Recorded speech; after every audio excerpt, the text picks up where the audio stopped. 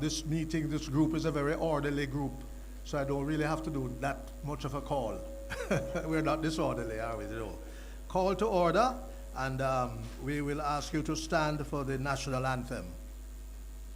And immediately after that, the UNIA anthem will be played, so we would remain standing for both anthems.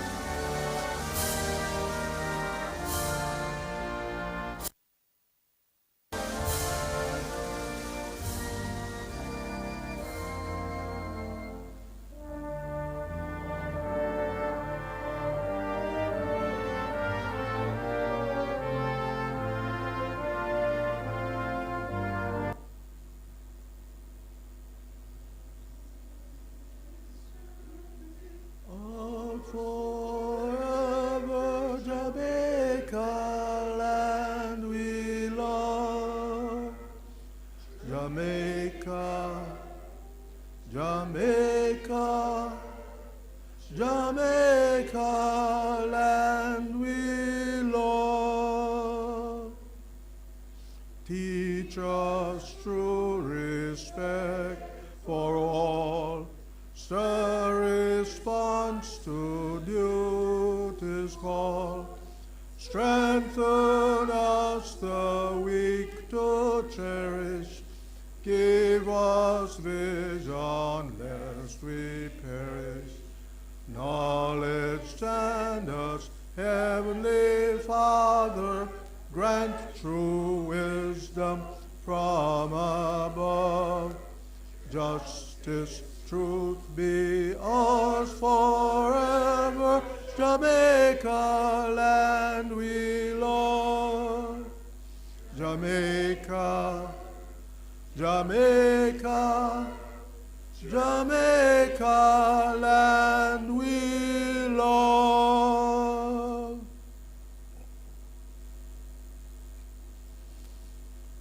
The UNIA national anthem, we don't all know the words, so we're going to wait, and that's it.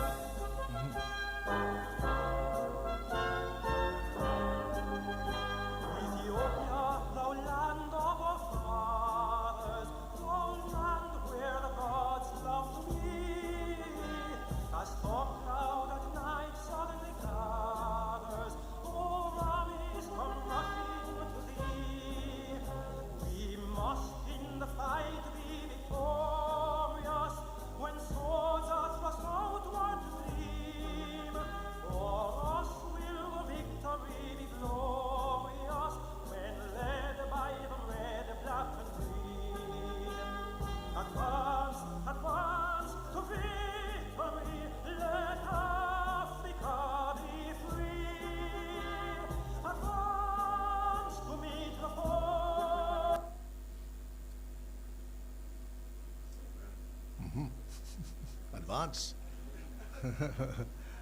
That's a stirring anthem, isn't it? UNIA.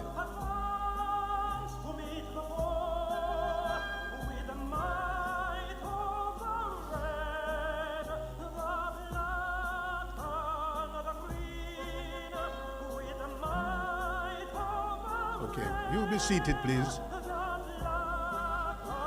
Thank you. The technical team is working hard and they're going to restore their jewels to us shortly. We're going to be doing the welcome shortly, but I'm going to just invite the Honorable Radcliffe O. Walters, CDJP, and the Custos Rotulorum Emeritus, and the patron of St. Anne Heritage Foundation to lead us in prayer. Chairman Lance, distinguished guests, students, teachers, ladies and gentlemen, good morning. I am going to respectfully ask you to bow your heads prayer as we ask God's blessing on this, our morning's proceedings.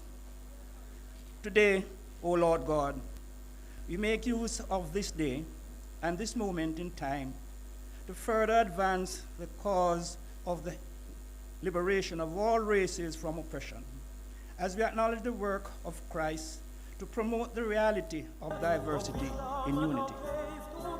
We give you thanks, Heavenly Father, that each race has raised up leaders that promote the dignity of the human person.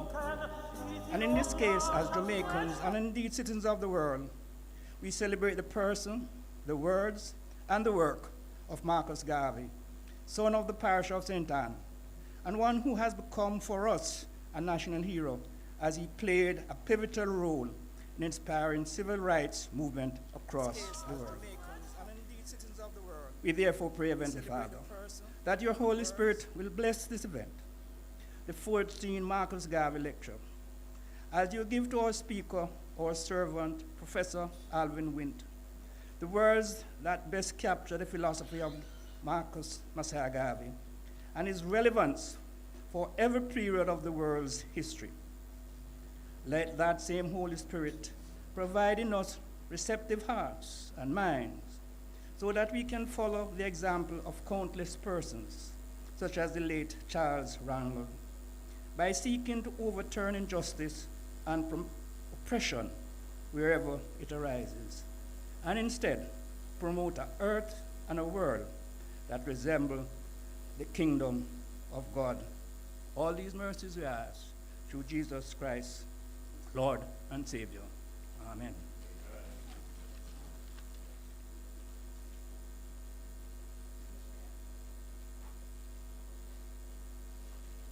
Thank you very much, Custis Walters. Ladies and gentlemen, in our prayer, the Honorable Charles Rangel was mentioned, and he means a lot to us because he was once a guest speaker at our award ceremony and banquet several years ago. We remember him and his speech that he gave. We really remember that, and we would like to invite you all to stand 1 minute silence in honor of the late Congressman, U.S. Charles Rangel, who was devoted to the cause of Jamaica and Jamaicans.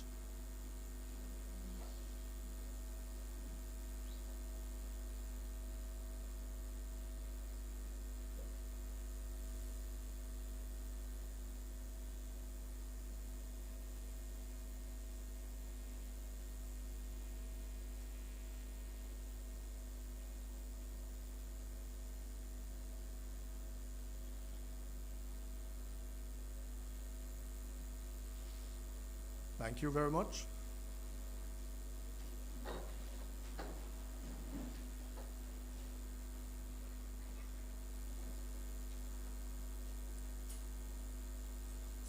Ladies and gentlemen, I'm down to give the welcome and brief opening remarks. And it is my great pleasure, first of all, and the privilege to welcome our former Governor General of Jamaica, Sir Kenneth Hall, the Most Honorable Sir Kenneth Hall and the Lady Hall. We are very, very grateful and delighted that they could join us this morning. And again, I remind you that Sir Kenneth was also a former distinguished lecturer at the Marcus Garvey, in the Marcus Garvey series of lectures. So thank you very much, Sir Kenneth and Lady Hall. I'm also honored and pleased distinguished lecturer, Professor, the Honorable Alvin Wint. Thank you so much for coming, sir. Your personality has just been lighting up the hall ever since you came in, even before the chairman. You were here, and the place has just been ablaze with light because you're here. We look forward to your lecture, and thank you again. Our Custos, we heard from Honorable Radcliffe. So pleased to have you, and so please thank you for doing all you have done to make this thing stay alive, this series stay alive. Very important. As we go along, we'll see the importance of this morning's function. Really, you know, every time I come here on a Friday morning, every year I come here, my heart just, you know, I am moved by what we're doing with the Jamaican school children who are here. I welcome you all from the schools that are here, especially Discovery Bay. And I welcome all our distinguished, all of us are distinguished guests. I welcome all of you to the Marcus Garvey, the 14th anniversary of his, of the series Marcus Garvey Lecture, and the 85th anniversary of his death in London in 1940. By way of opening remarks, I want to tell you a story that maybe some of you have heard before, but I'm quite convinced that a lot of us have never heard it before. Every year I give a little bit of it, and Honorable Ratcliffe gives a little bit of it. It's a most intriguing story, and it has to do with the statue of Marcus Garvey out there on the lawn, that imposing statue. Statue that was put up, built in 1976, and it has a wall. When you go back out there, the courtyard, it has a wall, and I think the words on it are, I declare, or we declare to the world that we will not be free, or we will be free. I declare to the world that we will be free. Negroes, black people will be free. It's a story about Marcus Garvey that has been told some time before, but it deserves telling and retelling, and I'm just using it for my opening remarks. Please follow me. Please, I crave your attention. You'll like the story. It is a tale that should create reverberations across the continent of Africa. But it's a local story, homegrown right here in St. Anne's Bay, from authentic sources, and known only to a few who were directly involved in its origin. It is not a legend. It is factual, but it has a tinge of wonderment and folktale material that will likely reshape and recreate additions to the narrative as time goes on. You know, the statue was sculptured by Alvin Wint, great Jamaican sculptor, and was unveiled on October 17, 1976. An imposing cut stone wall, you'll see, was constructed behind the statue with the words, "We declare to the world, Africa must be free," affixed on it. But over time, Custos, and with several public functions held at the park, observers noticed that one stone at the top of the eastern section was missing. Beautiful cut stone wall, you know, and there was one little thing in the corner that was missing, and observers observed it. Professor Wint. So wonder what is going on, and went on a couple of years, okay. And over time, questions were raised by the civic committee and by the parish council, and when the contractor, a Mr. Tennyson, who lived on Gully Road, right near to where Marcus was born, same road where Marcus was born, the humble mason who constructed the wall was quizzed. He said that his workmen who built the wall had asked that the stone be laid only when all of Africa becomes free. Now, isn't that something? In the face of this moving demonstration of a determined alliance with and loyalty to the African cause, thousands of miles away, the request was upheld and gladly supported by the parish council. And then it was only on Sunday, remember, February 11, 1990, I watched, and I'm sure most, if not all of us, watched on television with the rest of the world as Nelson Mandela walked hand in hand with his wife, Winnie, from his imprisonment at the Victor Vesta Penitentiary. Remember the words, when all of Africa is free. Nelson Mandela walking out was a powerful symbol of that movement. And on August 17, later in Jamaica here, far away from Johannesburg, following the first multiracial elections held in South Africa, electing a black man, Mandela, as president, a small ceremony was held right out here at Garvey's statue in St. Anne's Bay. The Nigerian High Commissioner was here at the time. His Excellency Professor Emmanuel Hugo Chukwuwa did the honors.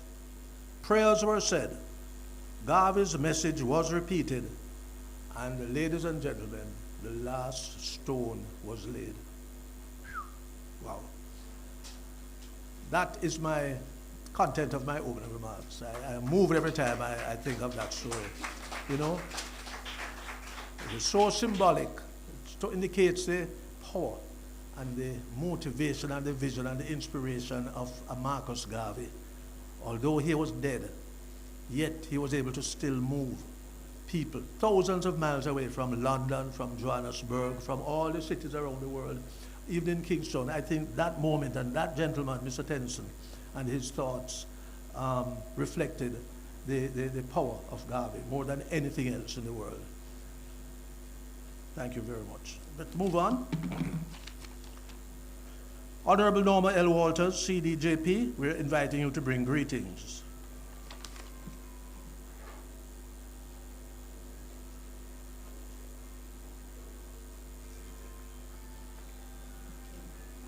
Thank you, Chairman, Mr. Lance Nita, Master of Ceremonies, and Chairman of the St. Anne Homecoming and Heritage Foundation, the Most Honorable Sir Kenneth Hall, Retired Governor General, and the Most Honorable Lady Hall, Custos Rotalorum for the Parish of St. Anne, the Honorable Joseph J. Issa, Professor the Honorable Alvin Wint and Mrs. Wint, Mrs. Paula Roseanne Archer Hall, Senior Parish Judge, St. Anne Family Court, the Honorable Ratcliffe Waters, Custos Emeritus, Miss Opal Scott, Senior Parish Librarian for St. Anne, teachers, students, representatives of government and non-government organizations, members of the media, management and staff of the Jamaica Library Service and their media group who are streaming this function live, justices of the peace, other members of the St. Anne Homecoming and Heritage Foundation on the program, distinguished citizens all. Mine is an awesome pleasure to greet you this morning as we gather for this 14th annual Marcus Garvey Lecture. Please allow me to recognize our invaluable partners in this venture over these many years. They are the St. Anne Parish Library Network, so well mandated to meet the well-established information age and certainly the needs of the immediate community, and also the very civic-minded Discovery Boxside partners who join us faithfully annually with the St. Anne Homecoming and Heritage Foundation as our co-hosts. Ladies and gentlemen, please give them a round of applause. Having established a team, therefore, let me convey the fine welcome already extended by our chairman. Also to our specially invited guests, Their Excellencies the Most Honorable Sir Kenneth Hall and the Most Honorable Lady Hall, and our guest lecturer, Professor the Honorable Alvin Wint and Mrs. Wint.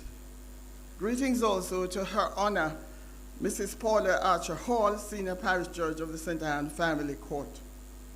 The Honorable Joseph Issa, who has been welcomed. Thanks for coming, sir. You all know, though, that you are very special to us as we pay homage to our first national hero and native son of St. Anne, indeed of this very town, the St. Anne's Bay, the capital town. Let me hasten, therefore, to assure you that we do not take your loyalty for granted. I'm sure you join with me also in identifying with the number of students who are here in attendance today. Thank you so much, young people, for coming. We really appreciate you. Thank you.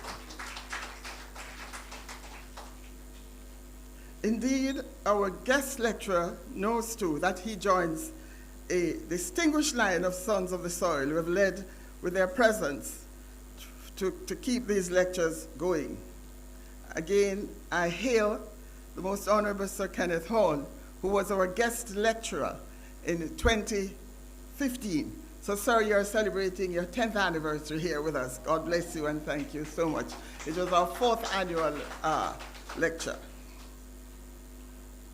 Sir, Professor Wint, we look with anticipation to your excellent presentation in keeping with your theme, advancing the vision of economic independence for Jamaica. Thank you for taking time from your very, very busy schedule to accede to our overtures to join us in these climes of the best parish in Jamaica. I have to get a dig at him because, you know, ladies and gentlemen, I have to disclose that our guest keeper has very deep roots in a parish called St. Elizabeth. But you know, the term for it says St. Bess.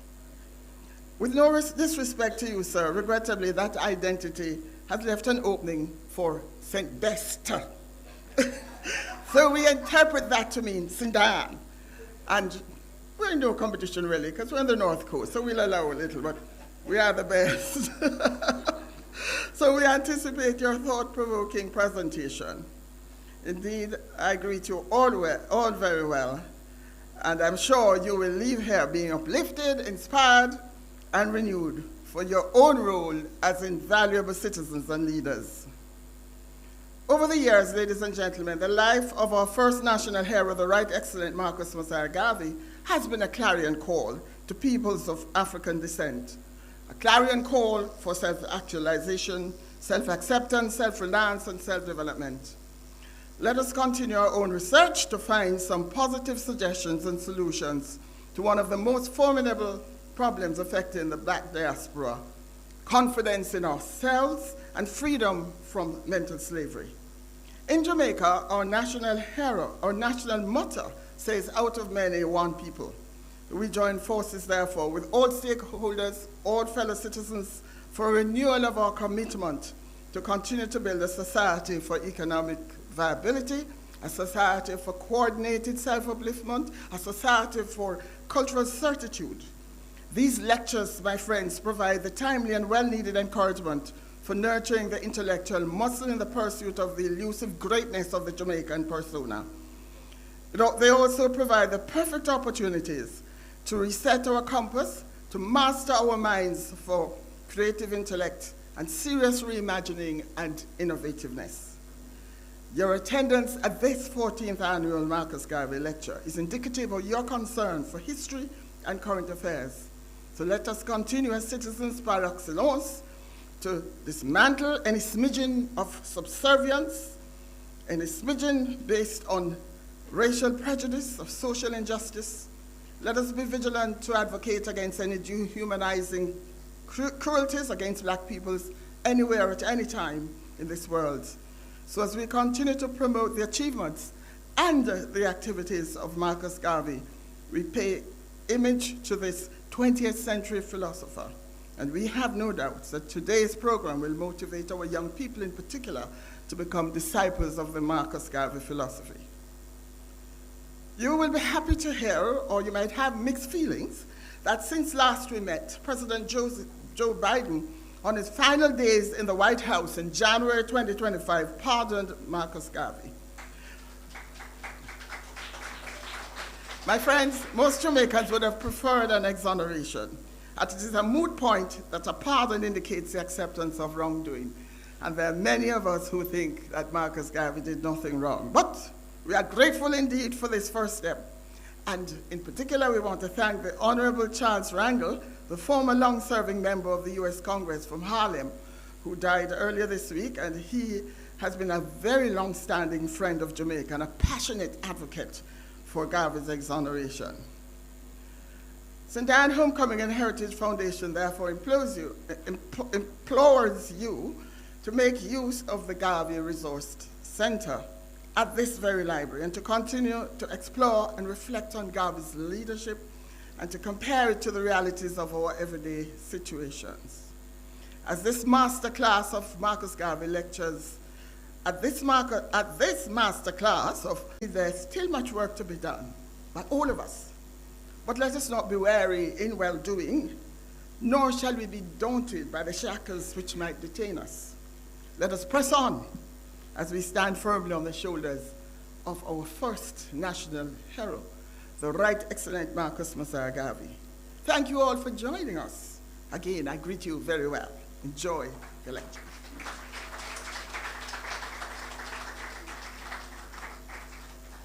Thank you very much, Custis, for your usual inspiring remarks. And I see another group of children coming in. And we welcome you. What school is that? Marcus Garvey?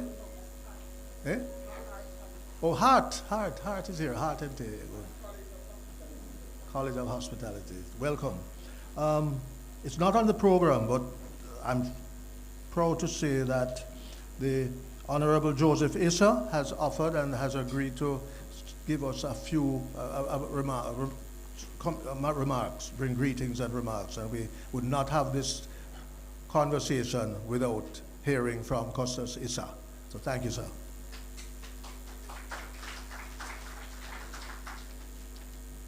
Thank you, Chair. Former GG, Costas, honored guests, all protocols observed. Our national hero would be very proud of us today. Would you believe that there are at least 10 different activities going on in St. Anne today, helping people in one way or another? And he was a very busy man. He always worked morning, noon, and night. Now, kids, he lit a fire that many Jamaicans have followed and have done. Many Jamaicans have followed and have followed it, taking it to new heights. And they have set examples for all of us to follow in terms of carrying the baton and making Jamaica better and greater. We don't have to look too far. Just up the road we have Bob Marley. We have Bolt in the sister parish. Right here, just at the corner of the parish of St. Anne, right by St. Mary, we created the all-inclusive concept that the world has embraced and taken over. We have billionaires in Ray Chang and Michael Lee Chin. We have many people that we can emulate and follow. Even taking Costas Rocky and Costas Norma Walters to carry the light of Marcus Garvey for the last 20 years hasn't been easy for them, but they did it. So in turn, although you're young, do not think you cannot start from now to carry the light, to carry the baton, to make Jamaica a better place, and do not think that it's not impossible to do miraculous things. Our national hero, Marcus Garvey, did. All these other people I just mentioned did. And in their own way, Costas, Norma, and Rocky Walters did. So each of us, no matter how small or big, we can play our part to make Jamaica better. Because at the end of the day, many of us are going to retire and get old here. What kind of St. Anne, what kind of Jamaica do we want to retire into? On that note, I did some checks before coming here today, and I'm pleased to note, I made some notes of it, that Marcus Garvey Way, new pipes have been run on it, which is good, and it's on the Spark program to be repaved. So I was happy to hear that, and I also questioned about Marcus Garvey's birth home, and there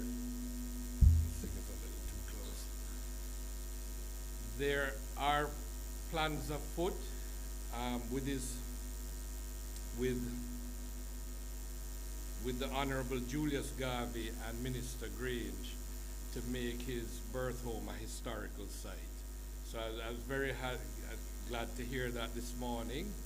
And then the other thing I want to add, when I first became Costas and came here, I didn't understand the full relevance and the history of where we're standing today. And I learned it and I appreciate it, so much so that when the story was told just now of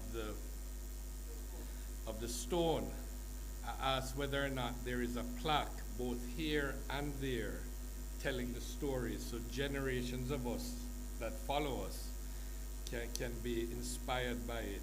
He said no, and we said, all right, we put a plan in place, and I'd love to see that in place by the end of July, if possible, working with JP Virgo from the St. Anne JP Association.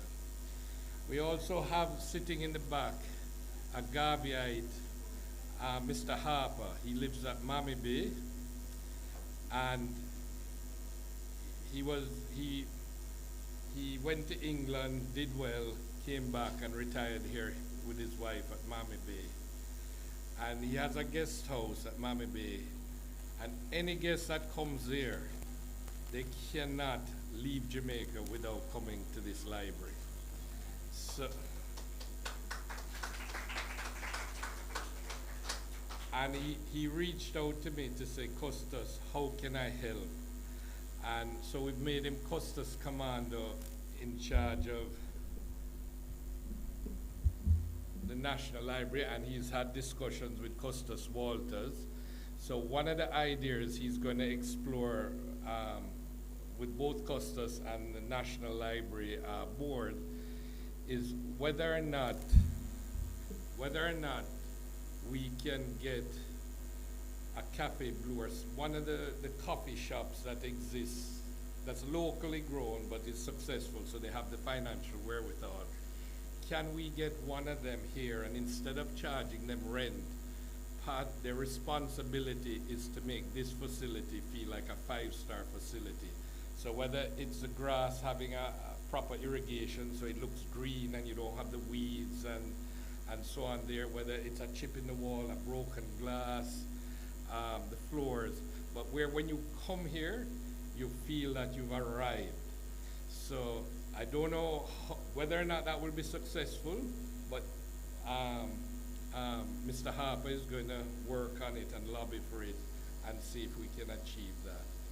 And other than that, any other little thing we can do to make tomorrow better than today, as it relates to the National Library, as it relates to Marcus Garvey, his memory, his movement, let us do it. And that's it in a nutshell. Have a great morning. Thank you.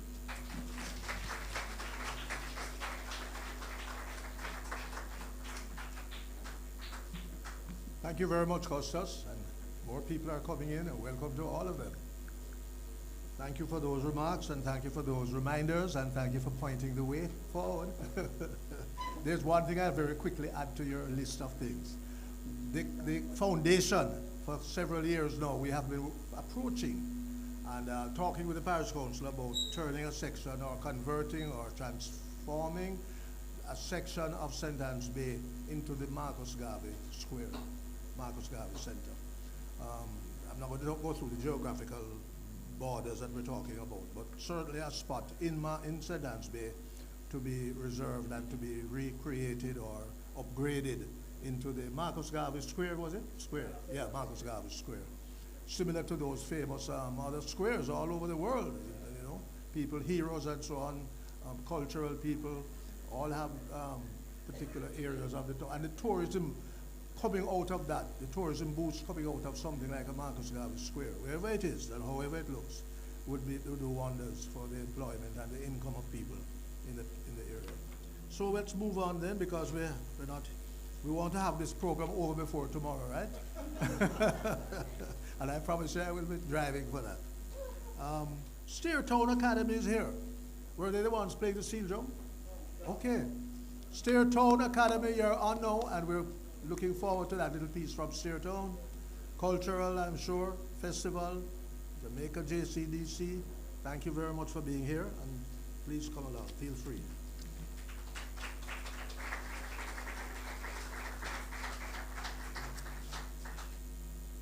I'm so short.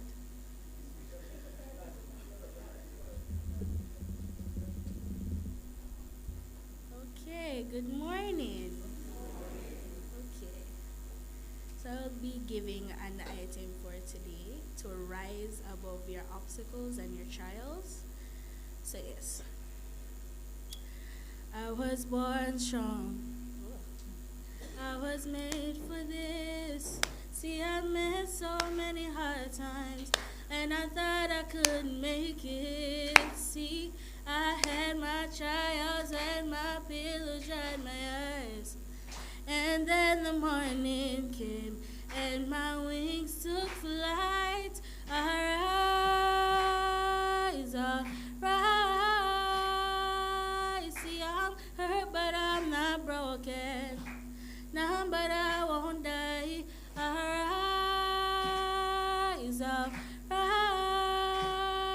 yeah, I will reach the sky and still rise.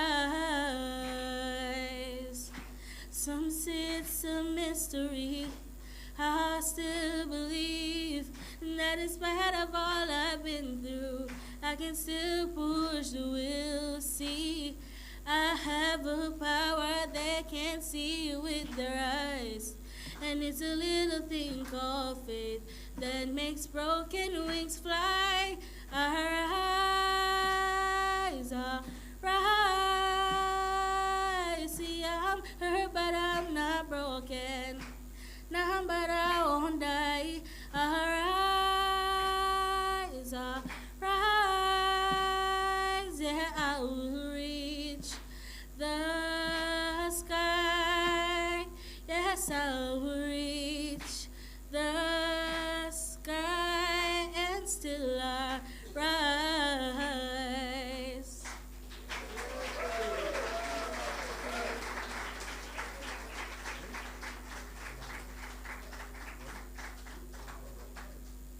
Okay, thank you very much. That was Miss Tamara Brown from Stair Town.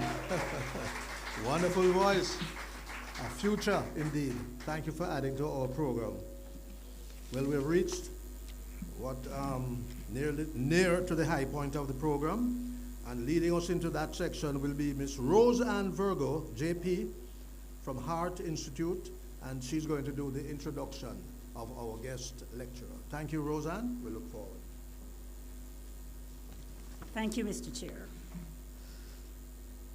Mr. Chair, Your Excellencies, the Most Honorable Kenneth Hall and Lady Hall, our Custos, Honorable Joseph Issa, Custos Emeritus and Custos Emerita Walters, of course our guest lecturer, other distinguished guests, teachers, students, good morning. The pleasure is mine to introduce to you our guest lecturer today. Our lecturer is also a professor of international business at the University of the West Indies. He took up this appointment as a professor of international business in 1993 and is the youngest individual appointed as professor in the history of the University of the West Indies. Following this appointment, he served the University of the West Indies in several capacities to their Pro-Vice Chancellor. Our guest lecturer holds a doctorate in international business from Harvard University, and his numerous publications, primarily on international competitiveness, includes all of 5 books. He has served as a consultant to the World Bank, consultant to the Inter-American Development Bank, expert resource person to the United Nations, and counselor to the Multilateral Investment Guarantee Agency. Ladies and gentlemen, he has advised governments of countries in Asia, Africa, South America, and the Caribbean on investment policy and promotion. He is the former chairman of the Caribbean Regional Investment Promotion Steering Committee and served for 12 years as a chairman of the Statistical Institute of Jamaica. He has also served as the chairman of the Jamaica Office of Utilities Regulation, chairman of the Board of Directors of Jamaica's National Training Agency, the Heart and Estate Trust, chairman of Jamaica's Electricity Generation Procurement Entity, lead independent director of the National Commercial Bank Financial Group, and deputy chairman, Shortwood Teachers College. Additionally, he has served as a member of the Board of Directors of Bank of Jamaica, Planning Institute of Jamaica, Jamaica Exporters Association, Jamaica Agricultural Development Foundation, and Jamaica Promotions Corporation. our guest lecturer, ladies and gentlemen, served also as an independent member of the Electoral Commission, as a member of the National Competitiveness Council.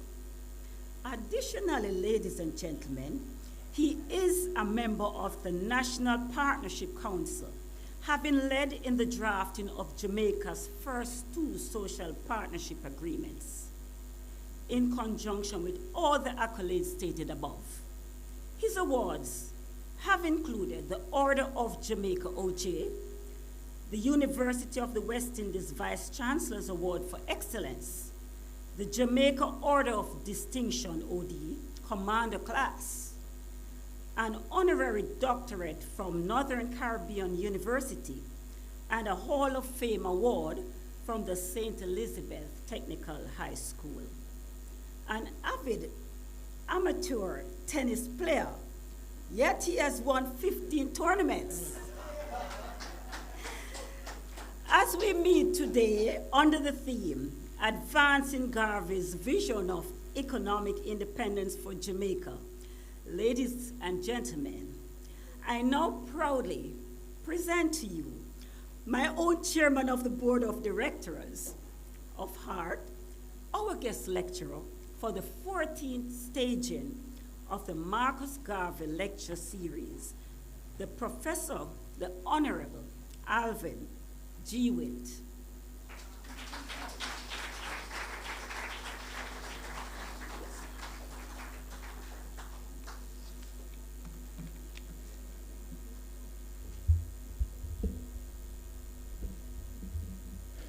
Good morning, ladies and gentlemen.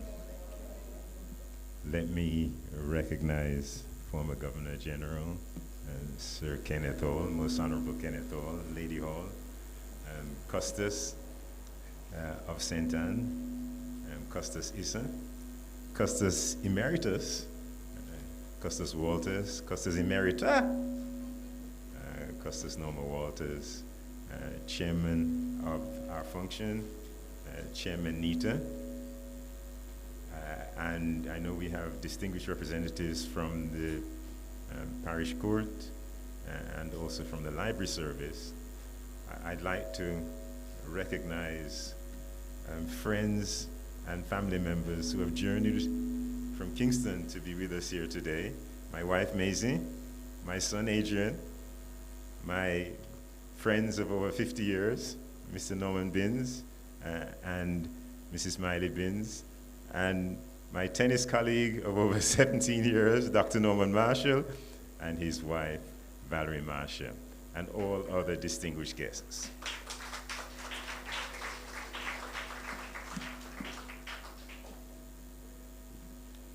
Earlier this year, I attended the funeral of a former colleague, Dr. Velma Pollard, who Professor Hall will recall, and her son, in giving his tribute, said that his mother told him that beware of someone who approaches a podium with 10 pieces of paper, but be even more fearful of someone who approaches a paper with no paper at all, because that individual's presentation will have neither beginning nor end.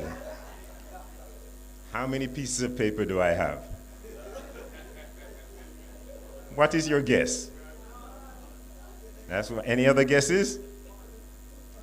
I gave you a range of 0 and 10. Dr. Noah Marshall, how many papers do I have? 5.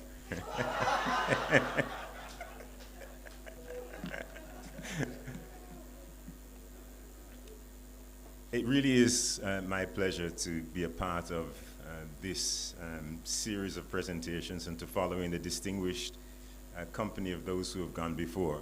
Marcus Garvey is an amazing hero for us. And he has 2 quotes that I think are very relevant to our processes and considerations today. The first, Jamaicans must embrace their identity, build strong businesses, and shape their own destiny, inspiring Black nations to do the same. every student of political economy knows that the race can only be saved through a strong industrial foundation. Two very important quotes.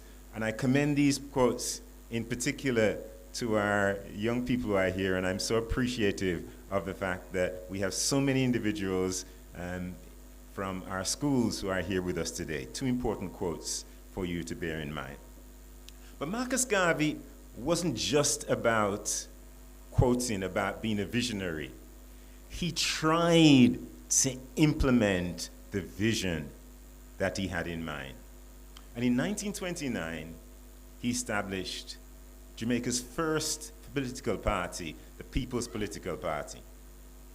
And this is going back a long time, that political party had a manifesto that was prepared well in advance of elections, an important model as we go forward.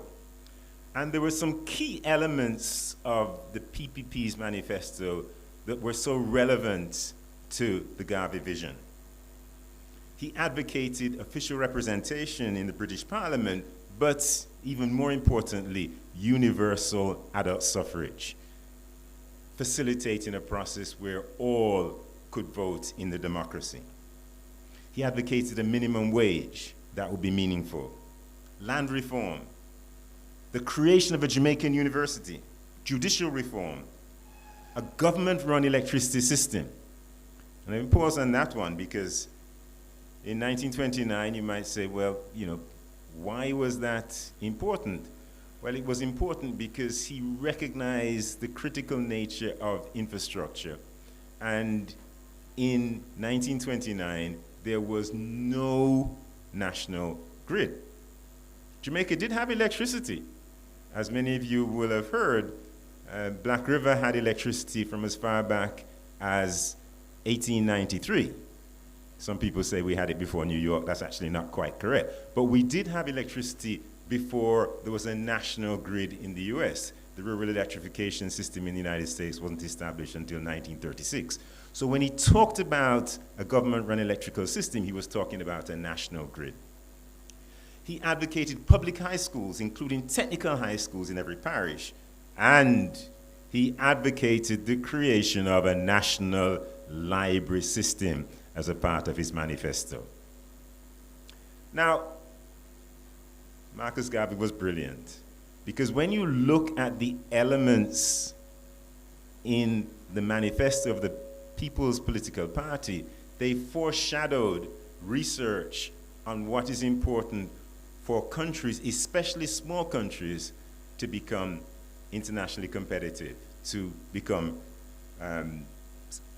regions where their citizens could achieve their destiny. And what are the key elements that are important for especially small countries to become successful? The first is stability along multiple dimensions: political, macroeconomic, and social. The second is infrastructural development. The third is education and training. And the fourth is business facilitation. There are other things that you can think about. But if you do those four things well as a small country, you are likely to be successful. Well, they fit in very, very clearly to what Garvey had advocated. So stability, political representation would be important for political stability. A meaningful and living minimum wage would be important as a consequence of macroeconomic stability. Land reform and judicial reform would help in social stability. A national electrical system was a part of an infrastructure development process. Education and training, a Jamaican university that he advocated, public high schools, technical high schools, they are part of an education and training system. And then his injunction for countries to nurture businesses is business facilitation. So, the question that Garvey would have us ask today is, how have we done as a country that he wanted to inspire the world? So that's what I'm going to spend most of my time talking about. How have we done? Let's start with political stability. Political stability in the context of a democracy and electoral democracy would facilitate individuals having the right to vote and being able to change their governments seamlessly. How has Jamaica done? Well, Jamaica started the voting process a long time ago. The first votes that took place in Jamaica took place in the year 1663, 8 years after the British took over Jamaica. But this was not a process of allowing everybody to vote. The voters list had 300 white men on it out of a population of 6,000 whites in the country. That was it. That's not what Garvey would have had in mind. But we moved forward. Gradually, that was a legislative council election, gradually we became more and more democratic until in 1944, 15 years after Garvey had advocated universal adult suffrage, Jamaica became the first country in the then British Empire, other than Britain, where everybody was allowed to vote regardless of their race, their gender, their income status, their level of education. This was an amazing accomplishment for Jamaica. We got to universal adult suffrage before Canada, before India, before America. Because if any of you ever watched the Selma movie, you will see the restrictions that were placed on black people voting in the southern United States. So Jamaica was a major player there before New Zealand, before Australia. But all problems were not solved with Jamaica gaining universal adult suffrage, even though we were very early in the process. And we continued to have challenges in our electoral system. These challenges came to a head in the 1970s. And after the 1976 election, Edward Seaga wrote to Michael Manley and said, the JLP is not willing to contest another election where the election overseer, it was the Electoral Office of Jamaica that had been established a year before universal adult suffrage and came into effect that year, 1944. But that office operated under the direct control of a minister of government. And Seaga says, that can't work. One of the players in the election is also seeking to essentially be the referee because the Electoral Office operates under ministerial control. He says, we're not going to contest another election of that system.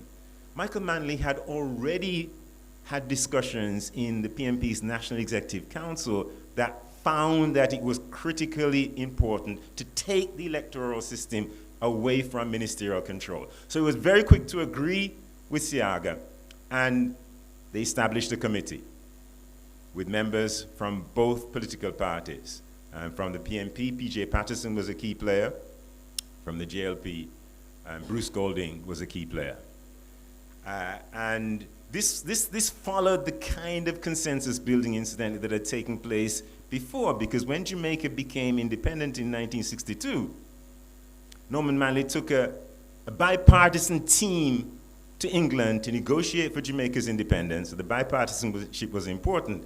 And P.J. Patterson points out in his memoirs that he was a student in London at the time, and every day he would get an update from Norman Manley in relation to the progress of the independence discussions and negotiations. So this bipartisan process had started before.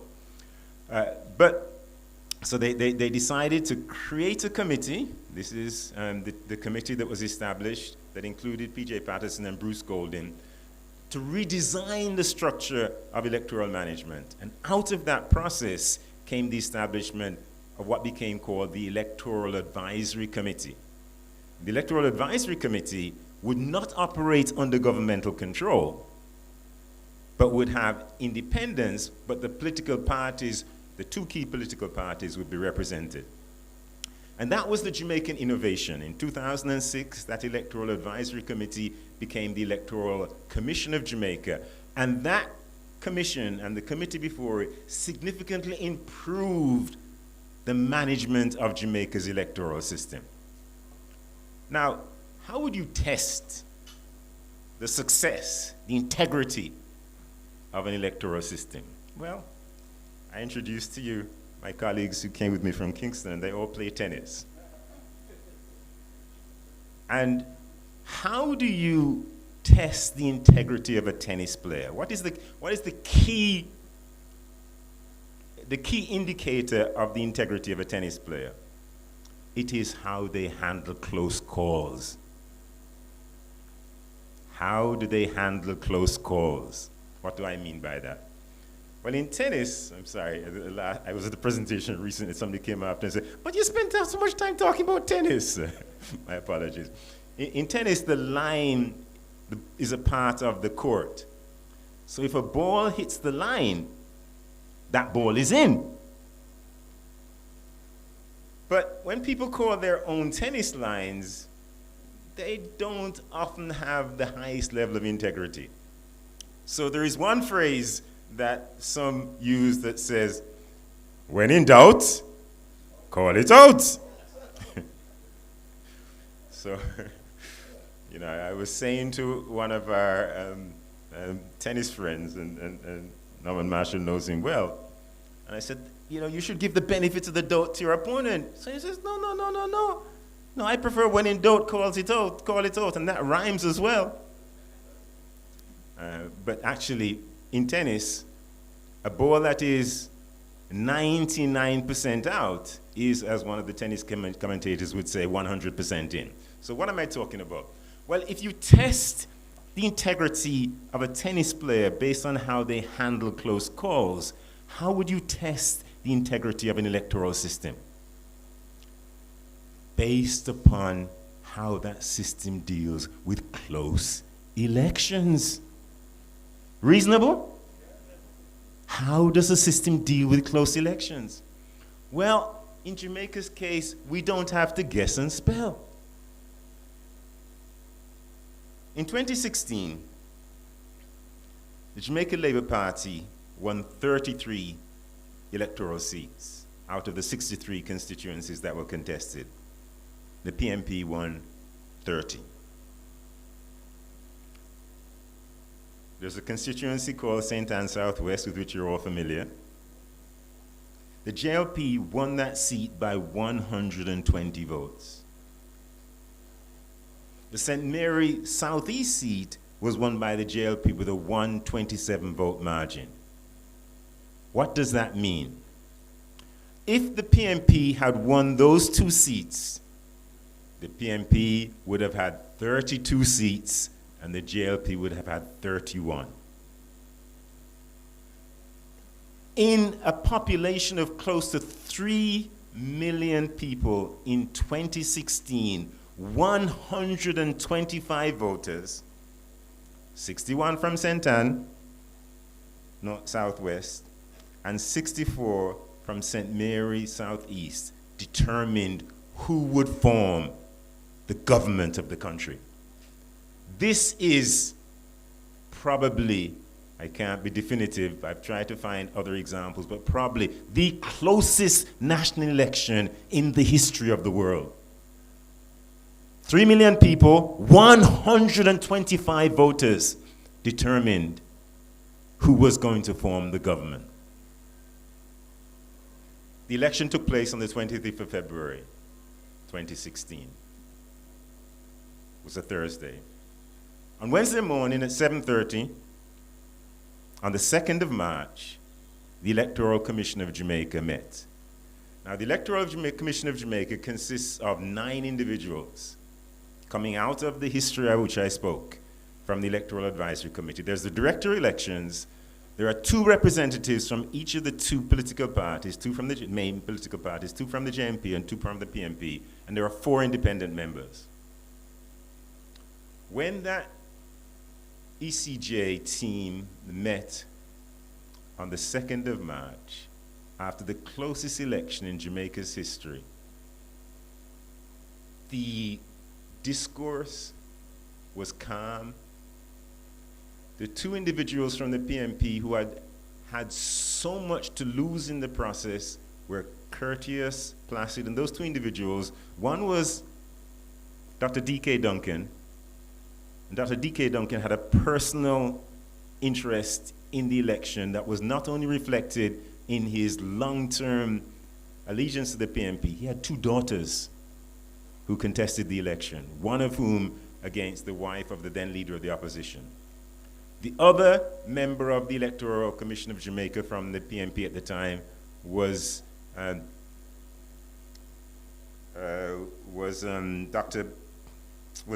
Burke, who was the General Secretary. And elections are largely the key portfolio activity of the party General Secretary. So in a sense, the party's loss was a loss that would be laid significantly upon his shoulders. But no disquiet, no discomfort, no retribution. It was absolutely amazing. And why was this? The Electoral Commission of Jamaica, the system that was a Jamaican innovation, because at the point in time when that system was created, it was very unusual to actually have political players on the electoral structure. The notion was, well, just have pure independent people. But what Golding, Patterson, Manley, and Siaga understood was that if you didn't have a structure in which the parties, the main parties were represented, they were going to have challenges with ownership. And that's what our system was able to avoid, so that you could have this close election that was handled in the way that it was. And so Jamaica's record of a peaceful transfer of electoral power had faced a significant test, and it had passed with flying colors, thanks in no small part to the ECJ innovation. We continued our process of political stability. You know, there are examples elsewhere where that has not happened as well, but we won't bother talk about those today. So on the political stability front, Jamaica has had a very strong record, peaceful transfers of power. And Jamaica is a reasonable politically stable country. What about macroeconomic stability? This one is going to take a while. Because we've had some challenges. We've had some very significant challenges.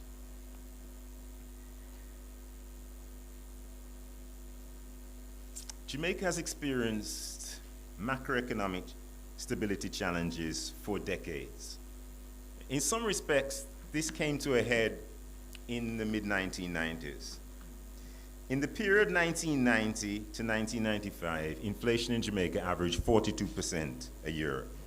The government's treasury bills rates were at around 32%. The number of Jamaican dollars required to buy $1 quintupled from 1990 to 1907, from about 7 Jamaican dollars to buy $1 to 35. Now, let's put that into context. That would be like saying that in 5 years' time, it would take 800 Jamaican dollars to buy $1. That's what a quintupling over a 5-year period would mean from 160.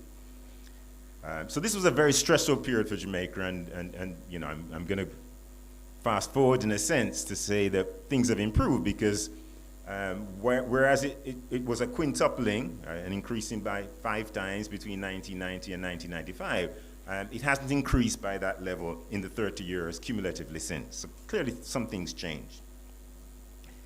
The debt to GDP ratio, the GDP is the gross domestic product, the compilation of all the goods and services produced in the economy.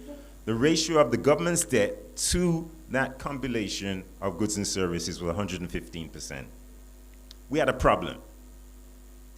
Prime Minister Patterson, Prime Minister at the time, recognized the problem, and he presided over the articulation of a national industrial policy that would seek to bring Jamaica back to stability, or maybe create it for the first time. And that national industrial policy had, on the macroeconomic stability side, all of the right solutions. The government was to adopt an anti-inflation posture. And that's the biggest problem in macroeconomic stability, is high levels of inflation. The government was to fight inflation by ensuring that it didn't borrow too much through fiscal prudence. The government would establish the Bank of Jamaica as an independent authority with an inflation-fighting mandate. But all of this was grounded on the notion that the government would establish a national social partnership to help break the national cycle of inflationary expectations by allowing for a process of shared commitments across the society. And Prime Minister Patterson asked economist Dennis Morrison to galvanize that process of establishing a national social partnership. It didn't happen. The trade unions were not united at the time, and it was very difficult to get them on board. The private sector had some level of unity, but not enough. And then there was insufficient trust of the government's ability to anchor a process of macroeconomic stability. And so the social partnership didn't happen. The consequence of this was, though, the Bank of Jamaica still took it on itself to try to solve the macroeconomic stability problem. Interest rates climbed precipitously, and that led in no small part to a financial crisis that, when the government sought to resolve that crisis by paying out depositors from the failed institutions, the debt to GDP went from the 115% that it was in 1990 to, by the 2000, 140-odd%. Jamaica learned lessons from this process. And these lessons were important lessons. Immediately after the failed attempt at a social partnership, people across the country went to work. A gentleman called Ward Mills began a social dialogue group that included trade unions, private sector members, government officials, civil society, academia. And that group has been meeting continuously since 1997, trying to create social dialogue across the country. The government and the trade unions implemented a number of memoranda of understanding, largely under the leadership of Dr. Omar Davis, the Minister of Finance at the time. The trade union movement united under the umbrella of the Jamaican Confederation of Trade Unions. The private sector organization of Jamaica established a social partnership committee called the Partnership for Progress under the leadership of Beverly Lopez. And then, when Bruce Golding became Prime Minister in 2007, he began the process of establishing all of this within a governmental framework. He established a consultative committee on social partnership under the leadership of Dwight Nelson, who was the BITU trade union leader. And that consultative committee then transitioned into the National Partnership Council, which Prime Minister Golding began to chair in 2009. And every Prime Minister since, Prime Minister Simpson Miller, Prime Minister Honus in his first term and in his second term, have continued this National Partnership Council.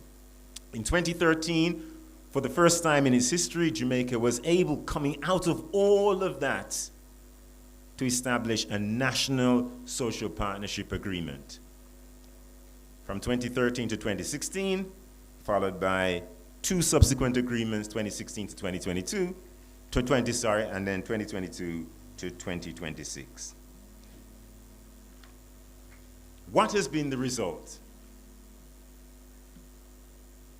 In 2012, Jamaica had the third highest debt to GDP ratio in the world, 144%. But it was the most vulnerable indebted country in the world because the top two, Japan and Greece, had solutions that Jamaica didn't have. Japan, all of its debt was in yen, so it was much easier to manage that debt than countries like ours, where a significant component of our debt is in another country's currency, in this case, the United States dollar. Greece had an option that Jamaica didn't have also. Greece was a part of the European Union. And so when its debt crisis became clearly unsustainable, it was able to turn to the European Union for help, and it received it. Jamaica had no one to turn to.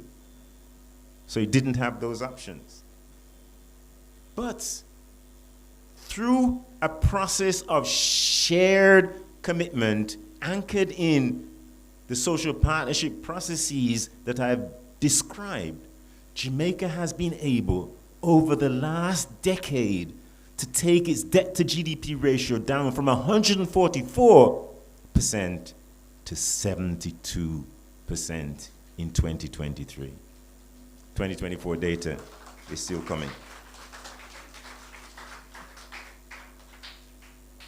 At that level, Jamaica has a better debt to GDP ratio than 50 countries in the world, including Lebanon, which is massive, 200%. Japan was still very high, but also including Singapore. So many people talk about Singapore as the model. Jamaica's debt to GDP ratio today is better than Singapore's. It's better than America's. It's better than Canada's. It's better than Britain, and it's better than Bahamas. Garvey would have been proud, because what he would have said is that Jamaica has been able, through the vision that he had espoused, to become an exemplar and to lead the world in a very, very important process. And the world has taken note. Last year, May, 3 distinguished economists, Sirkin Aslanup, who is an economist from the International Monetary Fund, Barry Eichengreen, who is an economist from the University of Berkeley, and then a gentleman called Peter Blair Henry.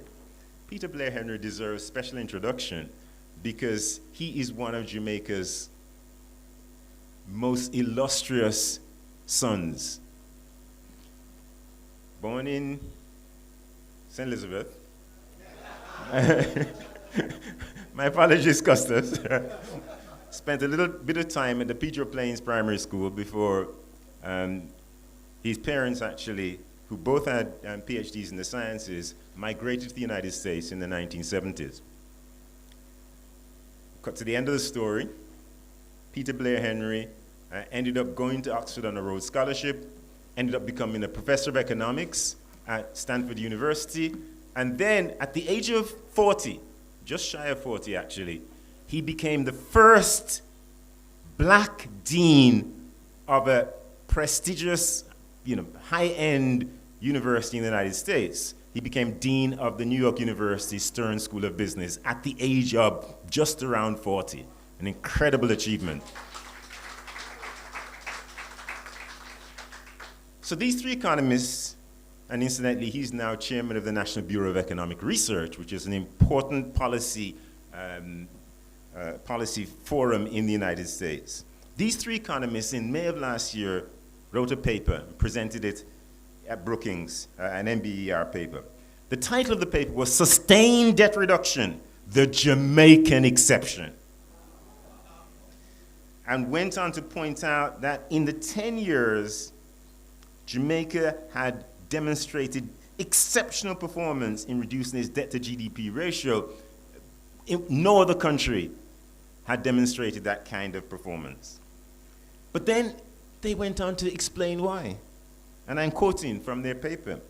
In 2013, a series of ongoing discussions in the National Partnership Council culminated in the Partnership for Jamaican Agreement on consensus policies in 4 areas, the first of which was fiscal reform and consolidation. Jamaica later developed fiscal responsibility legislation. The authors concluded that both the legislation and the partnership agreement were key to Jamaica's success. Both were needed. So, fiscal prudence has been the foundation on which all other elements of Jamaica's macroeconomic performance have improved. And we're now seeing it. Interest rates have come down, inflation has come down, they both declined to single figures. The external position of the country has become sustainable. The external position, I'm going too fast now because I don't want to take up too much time, but the external position is what we refer to as the balance of payments. And it's really a record of inflows versus outflows of foreign exchange. And it's sustainable when your inflows are of a significant magnitude that they can deal with any outflow issues that you have. And it tends then to be translated into what is happening to what we call your net international reserves, your stock of reserves. Well, the Jamaica's external position has become sustainable. We've seen a significant increase in our foreign exchange reserves. Our exchange rate has depreciated much more slowly, so we haven't repeated the problems of the early 1990s.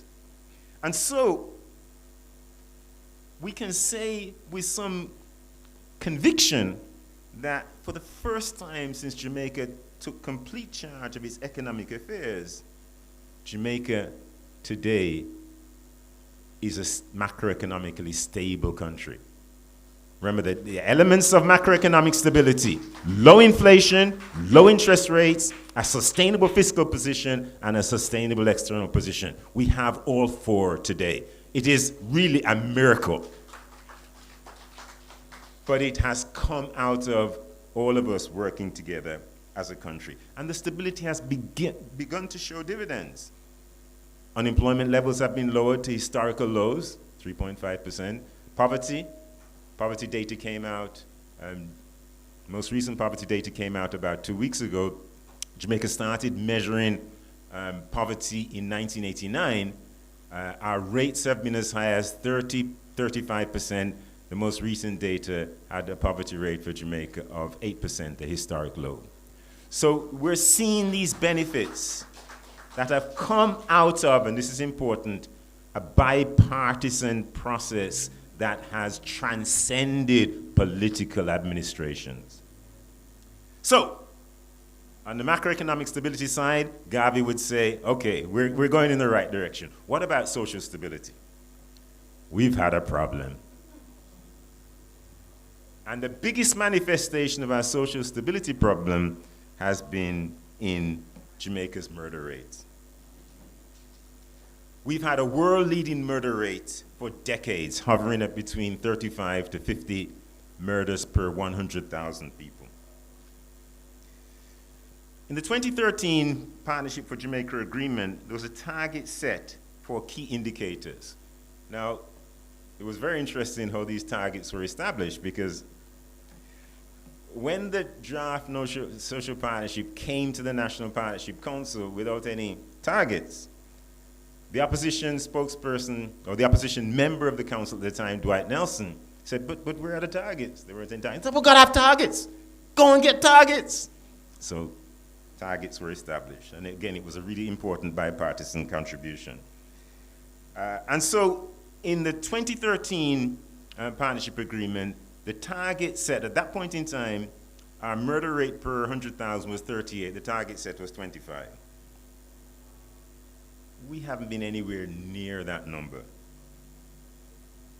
But Garvey would see a glimmer of hope, because between this year and last year, we've started to see meaningful declines in Jamaica's murder rate coming out of,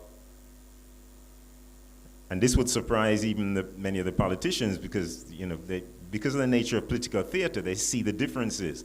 But there's been important consensus on things like professionalizing the police, right? So you can't have one party not being a part of that professionalization process, so there's been a consensus there. There's been a consensus on the importance of developing at-risk communities, and so both parties have agreed on the ZOSO legislation, the Zones of Special Operations. We've seen the biggest disagreement in the area of the use of force in the context of state of emergency, but we've seen consensus on professionalization, on developing at-risk communities, and also on using the fiscal dividend, because when our debt has come down as dramatically as it has, we have had more money to invest in other parts of the economy. So there has been significant investment in the capacity of the police. And you see it everywhere. Police officers around the country used to complain that it don't matter if you call us, we don't have no vehicle. There's been an increase in mobility, there's been an increase in intelligence gathering capacity, and of course there's been an increase in compensation, so there are higher levels of motivation. What has been the result? Well, the latest data coming out in May, 2 weeks ago, indicated that Jamaica had 269 murders for 2025. If this is annualized, and of course the economists would say other things being equal, so it might go back up again, but if it doesn't, at the end of the year, Jamaica would finally get to that 2013 partnership agreement target of 25, because we'd be at a rate of 24 murders per 100,000. Now let's put this in context. At our current rate, and our current rate is 40 because we came down last year. At our current rate, we are number 8 in the world. In other words, there are only 7 countries that have higher murder rates than us. If we get to the 25 or the 24 at the end of this year, then we'd be talking about 18 countries that have higher murder rates than Jamaica. But of course, this is still not good enough, as is the case in all of the matters that we're going to focus on. In 2012, I arrived in Mauritius, and I was picked up by a police officer. And so as we were driving to the city, I asked the police officer, how many murders do you have per year in Mauritius? Mauritius is a country that has just less than half of the population of Jamaica. And the police officer said, we have 20. How many do you have in Jamaica? I says, I'd prefer not to say. I didn't want him to become so confused as he was driving that he might put both of us at risk. Because they have a murder rate of just over 2 per 100,000. So we have a long way to go. But we're moving in the right direction. I'm moving along. Infrastructure and development. We've had a significant investment in road development in Jamaica as a part of trying to improve our infrastructure. A lot of this comes from a slogan from the P.J. Patterson administration. The road to development begins with the development of roads. And this was important. Our colleague, Dr. Damian King, tells a story that will be very resonant with this audience. And the story is that in 1770, Jamaica developed a bridge that would connect the north and the south of the country, called the Flat Bridge. 1770. In 246 years, there were 2 improvements to that bridge. The first was to convert it from wood to stone. The second was to signalize the traffic so that you could have one-way movement across the bridge. In 246 years, that is all we could do with the connection between 2 key parts of our country, the south and the north. What a travesty. Of course, in 2016, we had something new. And so the most popular route from Kingston to St. Anne is no longer across the Flat Bridge. But of course, it's over this beautiful highway that has been constructed, as we recognize that, in truth, the road to development begins with the development of roads. So we've had a lot of focus on that. But there have also been key investments in other areas. notice that Garvey had this focus on an electricity system for the country. And he said it was to be government run. But his real focus was that he wanted it to be a national system. And so we have had a lot of progress in that front. All the best, Custis, thanks. We've had a lot of progress in that front because we've been able to expand our electricity infrastructure. We had our own rural electricity program. It was not as early as the US, but given the difference in resources between ourselves and the US, 1936 for them and the 1970s for us wasn't bad at all. But we continue to have some challenges with the resilience of our system, and the system had become decrepit. And the government recognizes, as did the partnership process. So in the 2013 partnership agreement, one of the areas of reform was energy. And shortly after that, we had a tender for a new electricity plant, the 360 megawatt plant, and that tender fell through. Didn't work. And Christopher Zaka, who was then president of the Private Sector Organization of Jamaica, went to the Prime Minister and said, Prime Minister Simpson Miller, we need an enterprise team. We've been trying to resuscitate our electricity system for years, and also to change the feedstock, because our electricity system was primarily fed by either automotive diesel oil or heavy fuel oil, both of which are environmentally not very good, and they were relatively expensive and erratic in price. We've been trying to move to LNG for years. It hadn't happened. And Prime Minister Simpson Miller agreed with Christopher Zaka, and she established an enterprise team called the Electricity Sector Enterprise Team under the absolutely brilliant leadership of Dr. Vin Lawrence, and pulled together a team that included specialists in finance, in trade unionism, in consumer affairs, a former World Bank Electricity Authority that had also served as a member of Jamaica's office, the first member actually, the first director of Jamaica's Office of Utilities Regulation, and an expert in investment promotion policy, and a member of the National Partnership Council Coordinating Committee. That ESET team worked tirelessly over a 3-year period, meeting on average once a week, so about 150 meetings over 3 years, 12 presentations to Cabinet, 6 to the Cabinet under the leadership of Prime Minister Simpson Miller, and 6 to the Cabinet under the leadership of Prime Minister Honus. Early in its tenure, it was formed in June 2014, early in its tenure, Vin Lawrence, who had worked on bringing in independent electricity generators, what we now call the IPPs, in the late 1990s, got a call from a World Bank official and says, I need you to meet someone. And Vin says, well, who? And the person said, his name is Wes Edens. He's a billionaire, and he may have an interest in electricity generation investment in Jamaica. So on the 20th of January, 2015, the ESET team met with Wes Edens, and the result, one might say, is history. In conjunction with the Jamaica Public Service Company and the Office of Utilities Regulation, the team facilitated in excess of $1 billion of investment in the Jamaica electricity generating infrastructure that has transformed the generating infrastructure in Jamaica. And how do we know it has transformed it?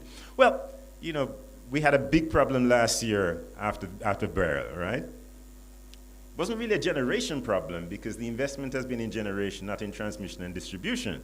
And you still have to get the generated electricity to people's homes. And so the poles fell down, et cetera, et cetera. But you notice what has happened since Beryl. I don't know if I can, maybe I can't speak for St. Anne.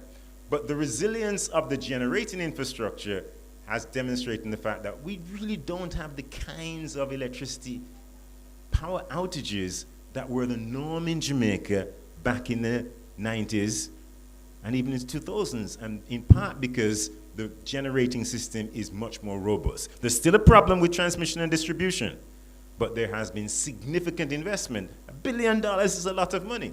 And the company New Fortress Energy has just departed Jamaica, but it has sold its investment, which included a massive liquefaction structure that was offshore, the Jamal electricity generating facility. It has sold that to an experienced international partner for $1 billion US.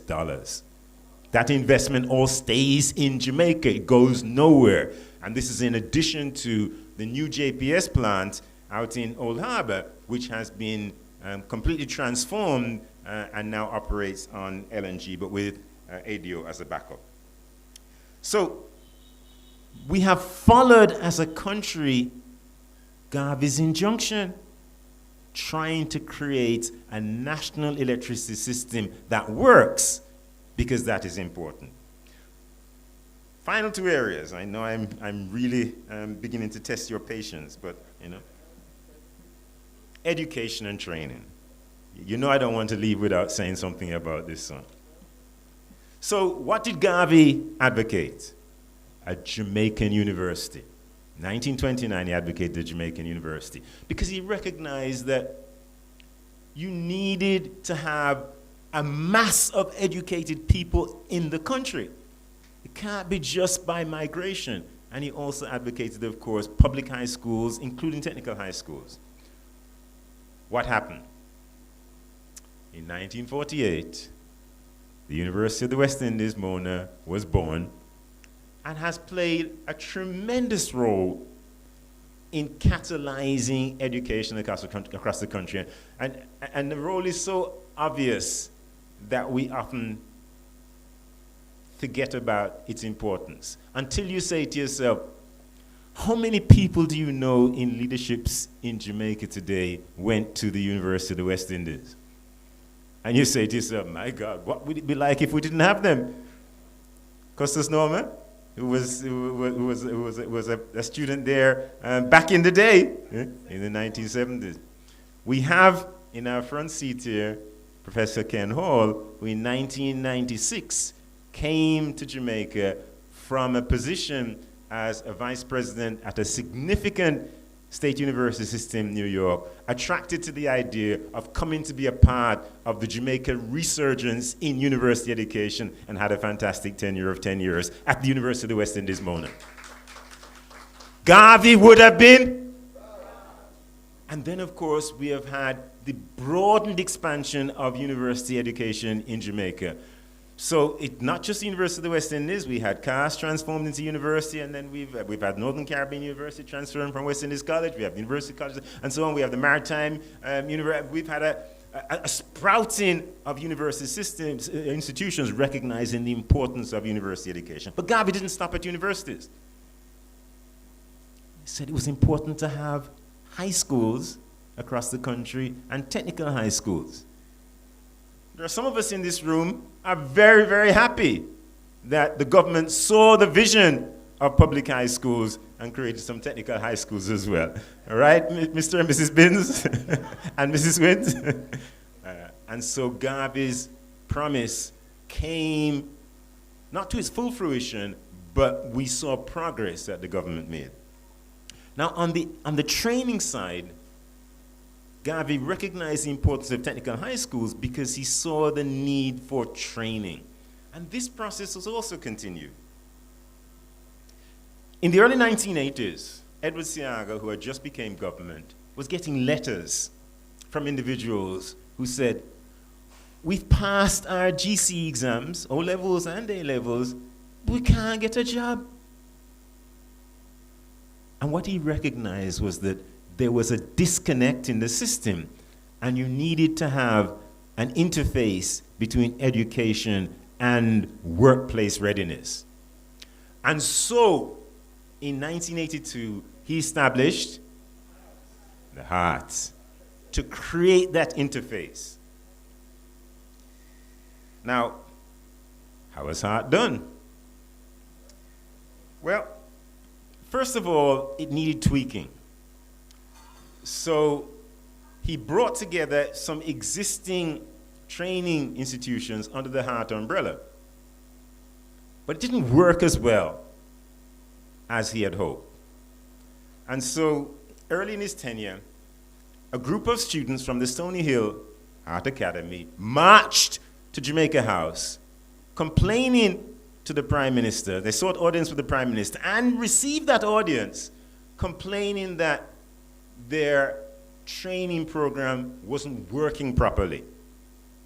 And what Mr. Siaga realized was that there was still a disconnect between Hart's strategic oversight role and the operational performance of each academy. So he said, in his normal decisive way, I'm going to bring all of the training institutions in the country under the direct operational control of Hart.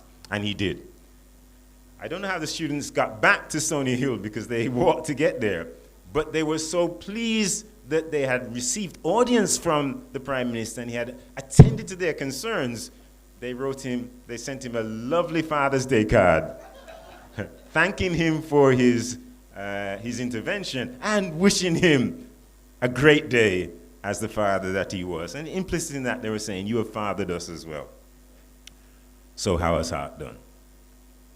In 1980 and 1982, the 3 years before Hart was established, the average youth unemployment rate in Jamaica was 50%. I need to repeat that because it seems mind-boggling.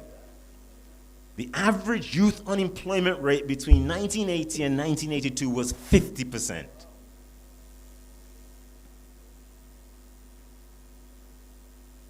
In March of 2025, it was 12.3%. Now, this is not a continuous decline that can be attributed to Hart, because other things needed to happen, and they did. So in the 2013 partnership agreement, the actual youth unemployment rate, this is 2013, after the 50% in 1980 to 1982, in 2013, the actual rate was 37%. So from 1980-82 to 2013, we've been able to bring it down from 50 to 37%. The partnership agreement, again, thanks to Dwight Nelson, had a target of 25% for 2016. When we got to 2016, the actual was still 30%. The 2020 agreement had a target of 20, the target stayed for 25%. But by 2020, because of the dividend coming from the fiscal transformation I described before, the actual had now declined to 20%, even below the target by 2020. So it has been this combination of an institution that was expending a lot of resources focused on giving young people a chance through training and the overall improvement of the Jamaica macroeconomy that has taken us to the level that we have today, which is 12.3%. So the lesson is that Hart cannot be successful in isolation of the challenges of the broader economy. But Hart also can show some important international success. So in 2019, there's a global competitiveness report that looked at the quality of vocational training across 141 countries in the world. Jamaica was number 36. Not 36 at the bottom, but at the top. In other words, there are over 100 countries in the world whose quality of vocational training was poorer than Jamaica. Hart's investment of over 40 years then had actually worked in improving significantly the quality of vocational training in Jamaica. Final area, and the shortest one, is the facilitation of business investment.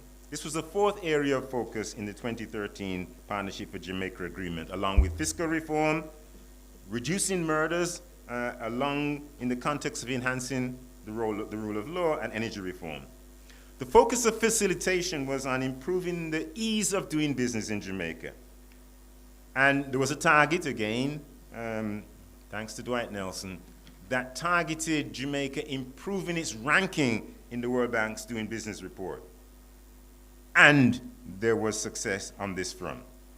The World Bank no longer publishes this report, but Jamaica's efforts not only saw an improvement in ranking, but we have had an institutionalization of the process in the National Competitiveness Council, which was established in 2010. And so the National Competitiveness Council has as its fundamental mandate seeking to improve the ease of doing business in Jamaica, and it has functioned across administrations overseen by the minister with responsibility for industry and investment. So, finally, you say, where are we today? And the answer is that there is no question that Jamaica has made significant progress in advancing Garvey's vision of economic independence. Jamaica has become a worldwide exemplar for debt reduction, but still not for economic growth. Why is it? And the reason is, the fundamental reason is that Jamaica's tackling of the constraints that limit the growth prospects of small countries has been uneven and mostly recent. They have not yet had time to be embedded. So the problem is not that Jamaica isn't doing the right things. It is that we haven't done them for long enough to see the dividends. But we are seeing the dividends. And so we need to continue. It's not that we have to find new esoteric ways of trying to improve the economy. It is that we have to keep doing a better job of the things that Garvey identified in 1929. But what is also important, as Dr. Peter Phillips said in his farewell presentation to Parliament, is that where Jamaica has succeeded, it has done so when we have worked with each other. Whether it is in the case of political independence, or in the case of electoral reform, or in the case of fiscal consolidation and reform, or in the case of energy reform. And these issues are still complete. People still complain on the energy side, understandably, about the cost of electricity. But what Beryl demonstrated was that electricity costs really becomes only consequential when you have it. When you don't have it, then you don't even remember about the cost. The amount of money people were paying to buy alternative fuel supplies after Beryl significantly exceeded the costs of their electricity bill. So resilience becomes important, and then we move on bringing down the cost. So where are we now internationally? The World Bank tracks income per person for 240 countries and territories around the world. In the latest comparative data, Jamaica has an income per person, or GDP per capita, of $6,840. This places it but barely in the middle income category. The middle income category begins at $6,254, we're at $6,840. The middle income category is the middle of 5 categories. The top category is high, the second category is upper middle, the third is middle, the fourth is lower middle, and the fifth is low. So we're in the middle. There are 94 countries or territories of the 214 that have a lower income level than Jamaica. So don't let anybody suggest to you that we're the poorest of the poor. We're not. But this is not good enough. It would not meet the Garvey injunction for Jamaica to be an exemplar among the world's countries and a model and inspiration for other countries in the world with majority black populations. So we can and we must do better to advance his vision. But as Peter Phillips has said, and our recent history has shown, as we became a global exemplar in macroeconomic stabilization, we are only likely to succeed in this journey if we travel together as a society. So, and I speak most directly to our young students, let us all work together collectively to achieve Garvey's vision of an economically independent Jamaica. Thank you very much.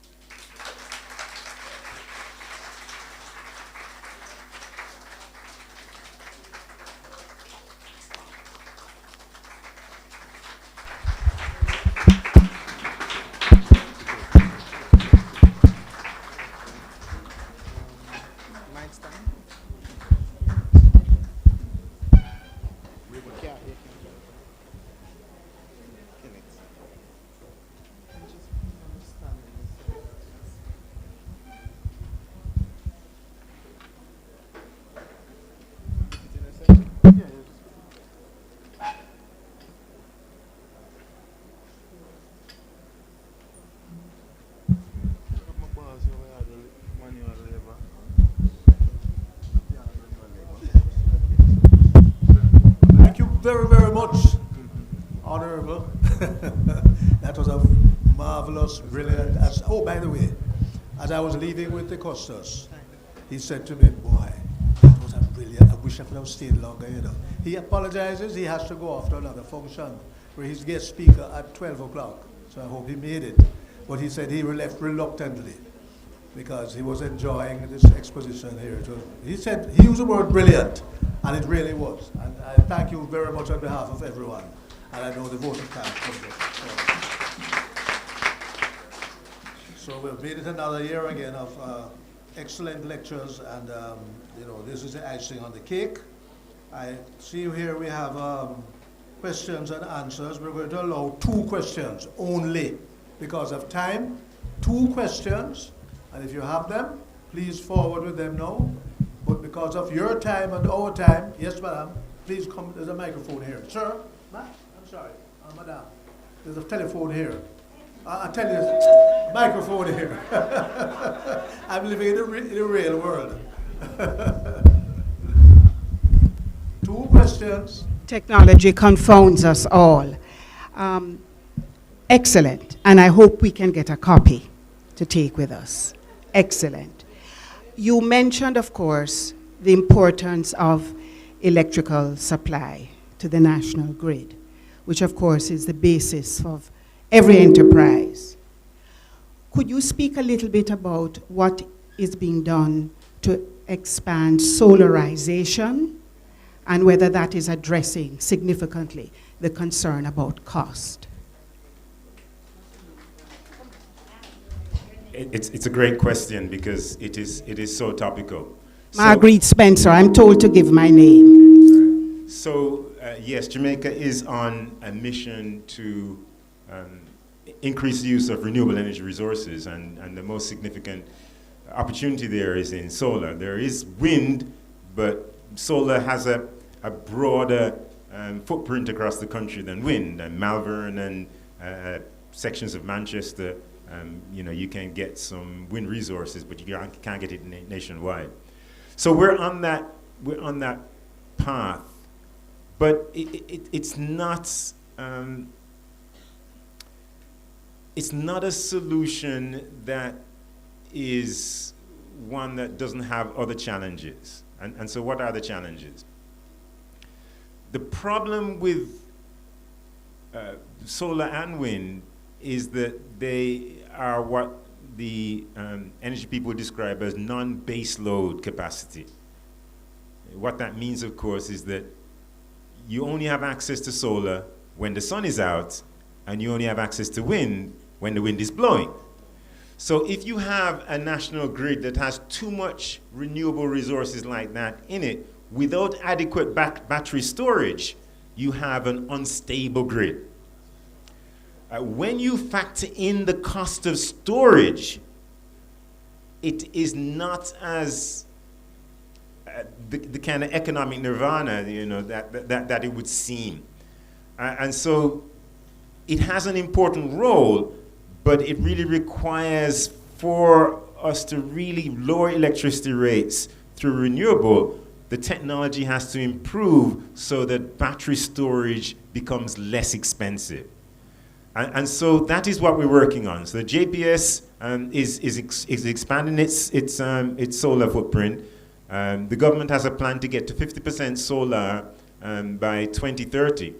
But it's harder to get much higher than that because of the challenges of storage and the fact that we're not willing to accept a situation where electricity is only available when the sun is out and the wind is blowing.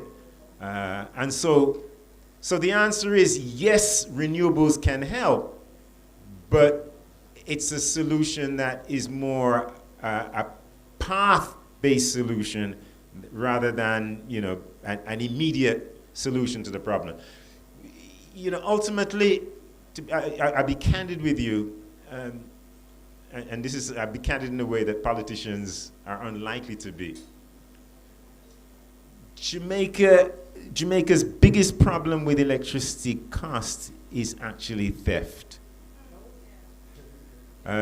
Because when people steal electricity, those who pay have to pay for the electricity that has been stolen. So we're actually likely to get much more of a dividend by finding ways to restrict theft than by, given the context of where we are now, changing electricity sources. So yes, we're going to continue to work on renewable, but if you'll notice, recently the government has made a big push to try to find a way to incentivize individuals to become legally a part of the grid.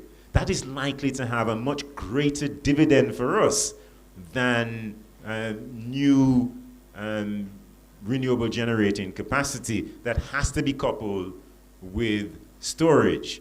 As the storage costs come down, then we're going to be able to get much greater dividends from renewables. But it's a very good question, and it's one that the country has been struggling with some time. Yeah. Just one more question. Thank you very much, Doc. Thank you. And one more question. I'm sorry, only one more. Normally we have a very active crossfire, I took up all the time. No, it's not you, it's not us. We had another. Some of us apparently are going to the other function across. Okay.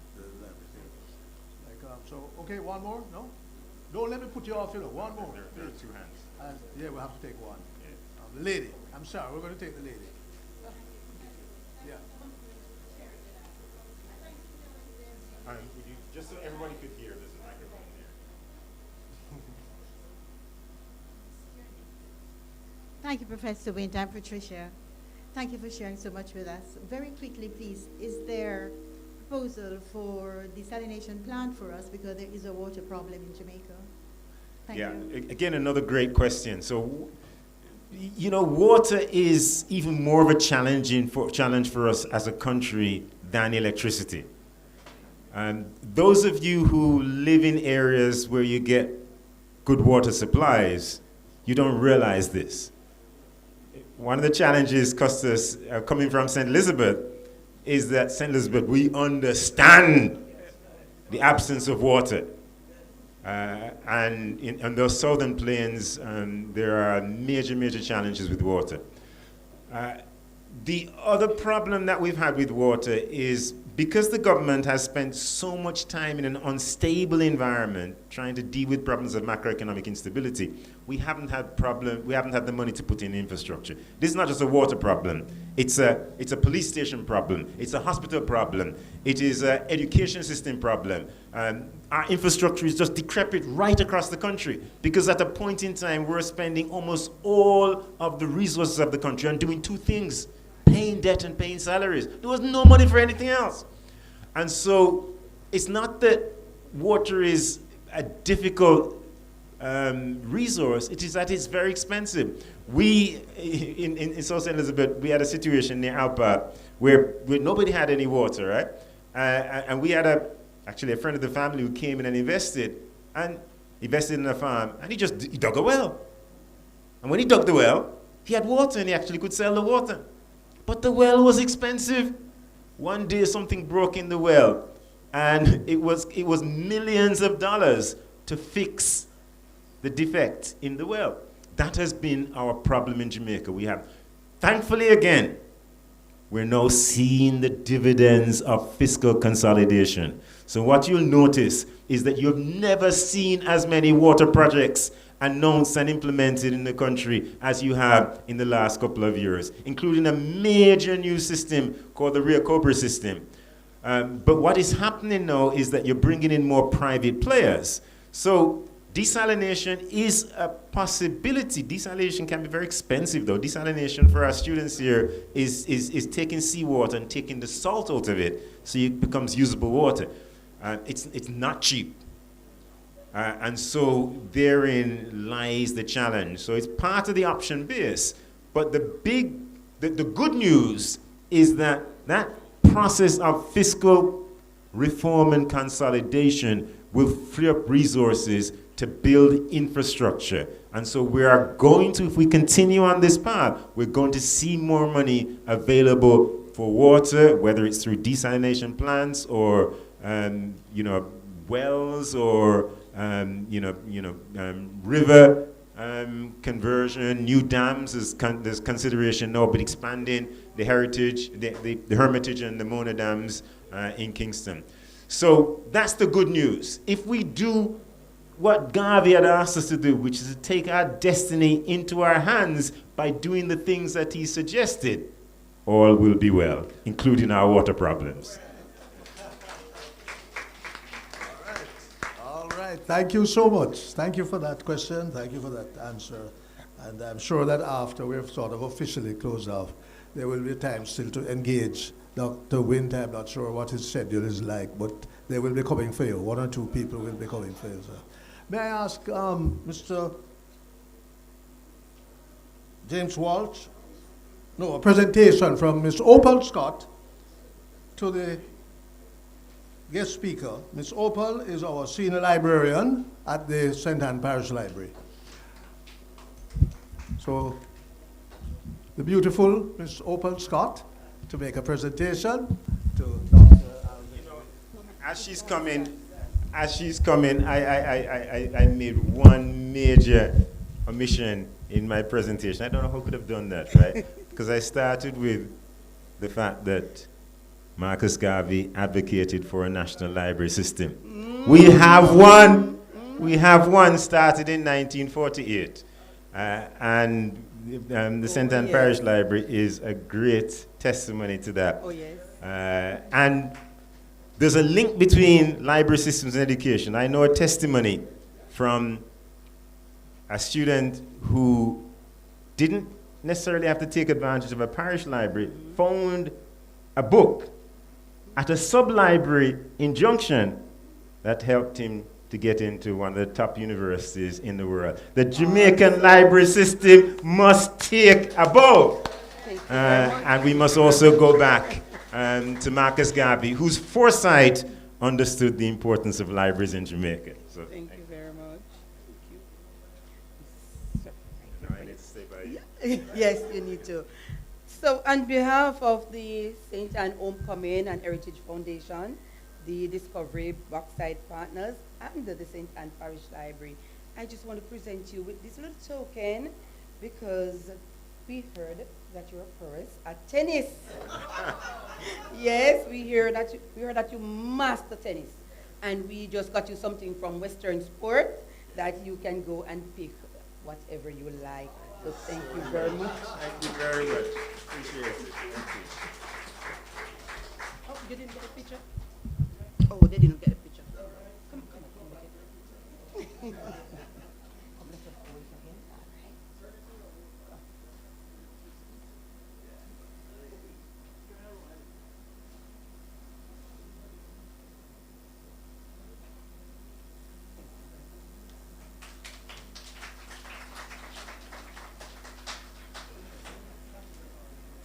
So we move on to the vote of thanks from our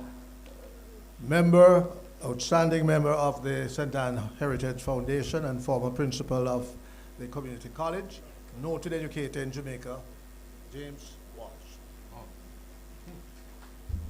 Thank you, Mr. Chairman.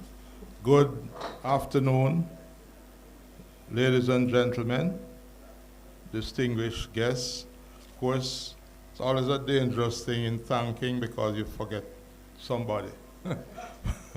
But well, I won't say I won't forget anybody, but anybody who doesn't hear them mentioned, the thought is there. They are greatly appreciated. I will start with Professor Wint, who I think has delivered another distinguished, impactful lecture in memory of Marcus Garvey. I know that some of you are too young to have been at many lectures before, but those of us who have been at all, if not almost all, if not all the lectures, this has been really a very profound one. As I would expect from Professor Wint, he has researched it thoroughly and has really pointed to the critical variables, because the things are all around us, but many times we are not able to pull them together. And that's what I think many educators, that's what an educator should do, to be able to pull the things together so that people, there's also many things that you are aware of. You're aware of all these things happening, but the connections are quite often not there. And Professor Wint has brought the connections, or pointed the connections, so we can more deeply appreciate what we have achieved. I know sometimes we hear presentations and they are very negative. And the truth is there's a lot of negatives, and we must never neglect and forget. But there are also positives, right? We are not perfect in what we are doing, but there are positives. And I think by Professor Wint, following in the footsteps, the tradition, the spirit of Marcus Garvey, has pulled together, right, elements of our experience to show us the positive, the forward movement that has taken place. And I really thank you for that. Right? So really a great benefit to us. And well, all these lectures have taken place, and there's still more to appreciate the fullness of the achievements of Marcus Garvey, much of which he never realized, was never able to enjoy in his lifetime. As we heard from one of the previous lectures, when Marcus Garvey left Jamaica, he was extremely bitter. He said he said, these people have robbed me, he says, and in closing he said, I will never return. That's how bitter he felt about his experience in his country of his birth. He said, I will never return. Of course, his body returned in triumph many years after, and many of us, and I think now more of us, and I must commend Custis Walters, both Custis Walterses, for the effort they have put into preserving the legacy of Marcus Garvey. I don't know if there are many other places in Jamaica where that, and I was just thinking on it, how important is the effort of one or two or three people in preserving something like this and in appreciating Marcus Garvey, so that those of us, the people around, pass and they see the statue, but quite often they don't know what it is about. But they have persevered, and I am hoping that some of the younger people, the generation after ours, some will come and take up the torch and carry it forward. And in saying that now, I'm also thanking the two retired Custises for their service to Jamaica, but for this particular event. Right? Now I will go down. Of course, I thank the chairman who has played a yeoman role, and he mentioned the latest iteration of the Kaiser Bauxite Company. I think they now call it what? St. Ann Bauxite Partners? Discovery Bay. It was one St. Ann Discovery Bay. He has played a yeoman role in this. Right? And he has been able to bring resources from this company to help in sustaining this effort of perpetuating the memory and deepening the understanding and appreciation for Marcus Garvey. I thank won't call them, well, the musicians, the J Brothers, the steel pan, they played. Wonderful as usual, I really appreciate that. And I thank the sound operators. I was here before, and for several minutes they were testing. Testing for sound and testing for clarity and so on. And the system, generally speaking, held up. Certainly, we were able to get all that Professor Wint said. We could hear it and hear it clearly. Right? So we thank you very much for your work. It's good to see people so committed to their task as those young men were, and I'm sure are.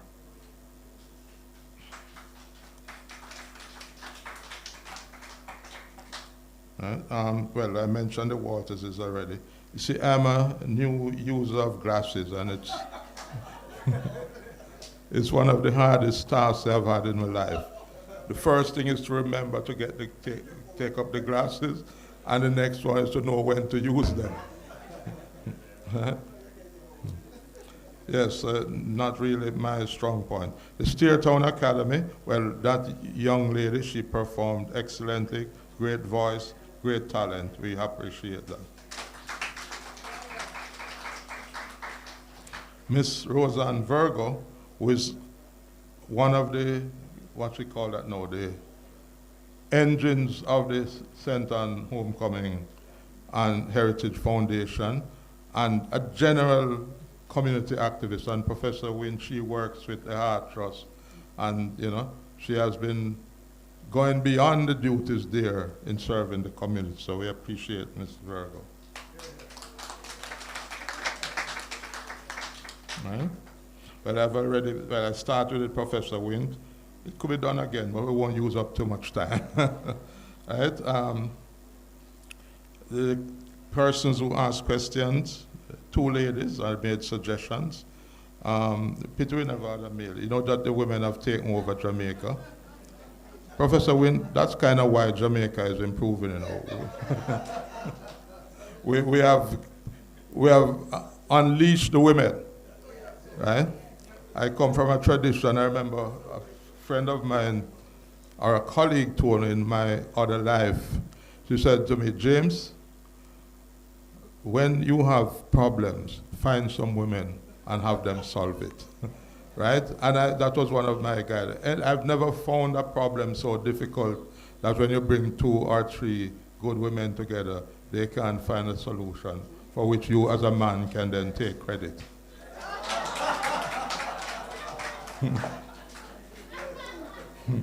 Right? Thank Ms. Scott. Well, thank Mr. Nita, the J Brothers. Now, of course, you can't do without thanking the audience. I think you have been a wonderful audience. Good questions. You listened, you listened attentively. Didn't hear any disturbance or anything. And I am sure you're all pleased with what was said. We now have to thank, of course, St. Anne Discovery Bauxite Partners, the Library Service, and Heart through Miss Virgo, as well as the St. Anne Heritage and Homecoming Foundation for today. We thank, and of course, to thank the staff of the library, the people who put us, and were very attentive and so on. And I kind of assume there'll be some refreshment, so I thank those who provide the refreshments. Can't leave that out. Doesn't seem to be anything in Jamaica that can happen without some food. Right? I think it was last year we had a guest from Scotland, another function, and he said after a while, he said, I don't understand this thing. Every time you people meet or say anything, you have to have food and drink. He said, I don't eat that much. We made 3 stops on our way from Montego Bay, and the 3 stops we had food. Right? And then when you reach where you were going, there was more food. He found that amazing. But that seemed to be part of our culture. Is there anyone who feels that I haven't mentioned them? If I haven't mentioned you by name, I mentioned you by implication, right? So ladies and gentlemen, thank you very much for being here. I think this has been a very successful 14th Marcus Garvey Memorial Lecture, and we look forward to many more. Thank you.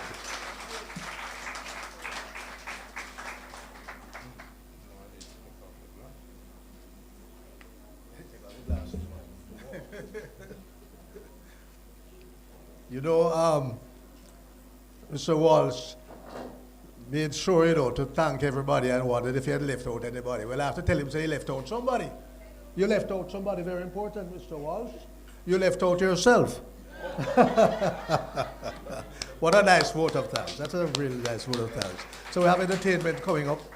In way of closing remarks, I'm just going to be saying one word.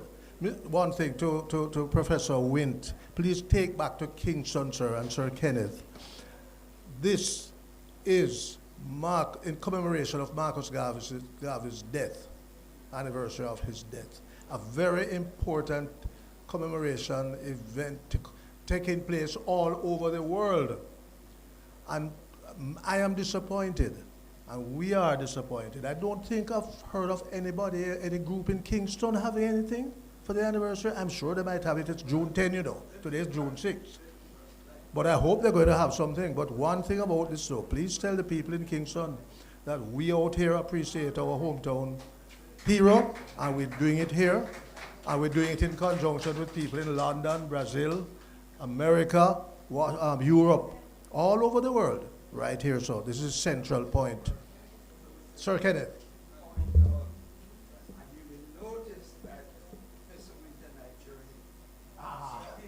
With a group too, with a team. Thank you very much. That's why I asked you, sir. And I'll put this with a team. Take it back to St. Elizabeth too, sir. And by the way, I'm part of that area too. Very much. Well, look here. Also, as a way of wrapping it up, appreciating what the Walters, Custos, and the Norma and Rocky has been doing for Marcus Garvey's legacy. They're the brain. This is her brainchild, you know. So this is something that we've all coalesced around to do every year. And we thank you for your leadership and your care, meticulous care that must go wrong in a function like this. When you put your hand on it, everything is perfect. Sir Kenneth, you know, anything she does and her husband does, you have to draw the line. So we're there. And finally, let me just remind you all that refreshments are being served by the library for all of us, not some of us, so we can take our time. And in the lobby outside, we'll have, in the corridor, we'll have refreshments. Thank you very, very much. It's been a wonderful morning for me and a wonderful morning for everyone. And, you know, the 14th lecture has been just great. We look forward to the 15th, and we look forward to you guys coming back here next year. Thank you and good morning, or good afternoon, or good night.